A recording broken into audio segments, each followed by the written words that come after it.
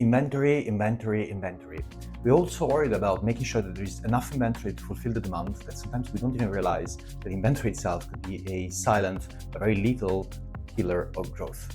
Hello Wolfers, welcome back to the Wolf Practice. Today, as I just introduced, we'll be talking about inventory build-up and particularly making sure that it doesn't get too much, and if that should happen, what to do about it. One of the big problems about excess inventory is that people and operations team themselves sometimes don't even realize until some conditions happen. First one is that you might be cash constrained. So you realize you're constrained in cash and liquidity, and you start looking around and you find that you have incredible amount of assets immobilized into inventory. Inventory is capital. The other thing that might happen is, simply speaking, that warehouse fills up and you don't have any more space to accommodate new products coming in. And last but not least, the other thing that might happen is that sales teams start complaining, and then you realize that there is something wrong about the inventory balance and excess inventory.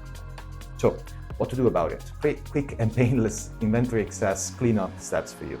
The first one is audit inventory, so understand what the as-is situation is like. So the one thing that you might want to do is, for example, to check inventory velocity and see what hasn't been moved in your products within the last 60, 90, so 120 days. And you want to make sure that you determine the performance of these products, segmenting by channel and region as well. Second thing to do is updating the reorder logic, because let's face it, sometimes the reorder logic is based on legacy orders, past performance, past agreements with customers, but not necessarily something that is up to date any longer.